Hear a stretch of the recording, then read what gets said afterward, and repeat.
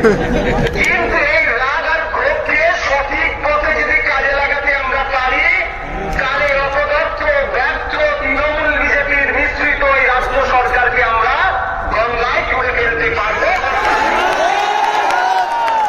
আমাদেরকে এই রাগ আর ক্ষোভটাকে ঠিক সঠিক জায়গায় সঠিক সময়ে কাজে লাগাতে হবে। তবে আজকে আমি একটা ঘোষণা দিচ্ছি, আমাদের যেহেতু আমাদেরকে কোর্ট নির্দেশনা দিয়েছে, সেই জন্য তো আমরা যেতে পারছি না। আমার বড় ভাইজান যেতে চেয়েছিলেন, আমি তাকে অনুরোধ করে আটকে দিয়েছি। কাকে বলেছি চলুন দুই ভাই মিলে 2026-এ ব্রিগেডে যাব।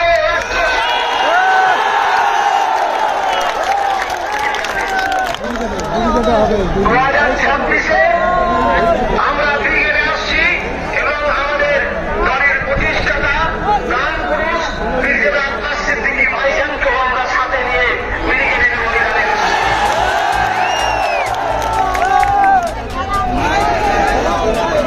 আজকে আটকানো হচ্ছে কেন আইএসএফকে?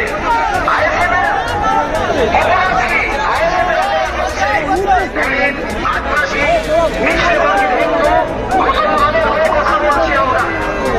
আমাদের অপরাধ এটাই, সরকারি জঙ্গলের এই বীরভূমেতে সবাই দেখো, পুলিশ দেখো, পুলিশ দেখো, পুলিশ দেখো, বাবুরা দেখো, বাবুরা দেখো, মমতা দেখো, মমতা দেখো, অভিষেক দেখো, এই সরকার দেখো, এই সরকার দেখো, নত রিয়াজ সেনার জমি দেখো।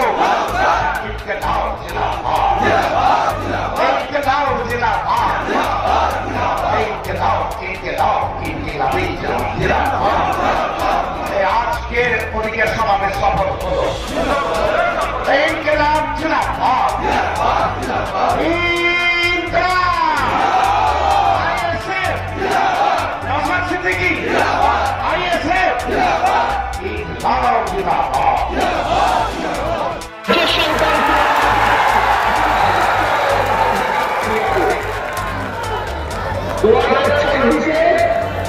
আমরা ব্রিগেডে আসছি এবং আমাদের দলের প্রতিষ্ঠাতা প্রাণ পুরুষ ব্রিগেডিয়ার আব্বাস সিদ্দিকী ভাইজানকে আমরা সাথে নিয়ে ব্রিগেডের ময়দানে আসছি।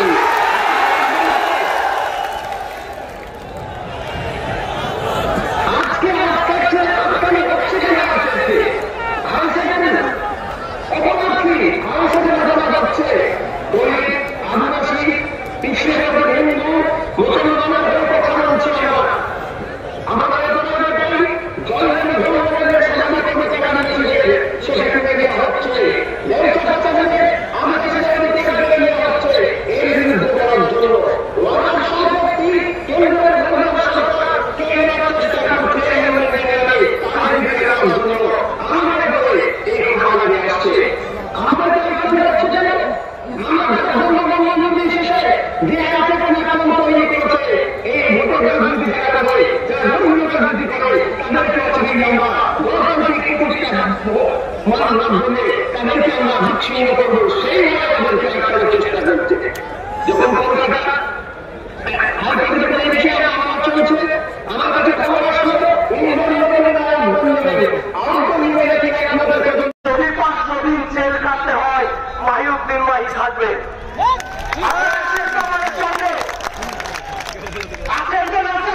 আবাসের সঙ্গে আজও পর্যন্ত দায়িত্ব নিয়ে কথা বলতে পারেন।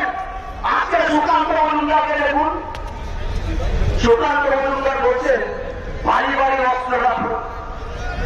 আজ পর্যন্ত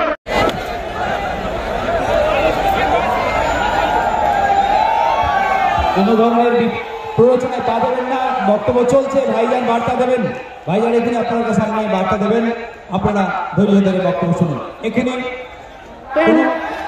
আপনারা এই সভাটিতে সমাবেশকে সুষ্ঠুভাবে চালাতে সহযোগিতা করুন, নিজেদের জায়গায় বসে থাকুন।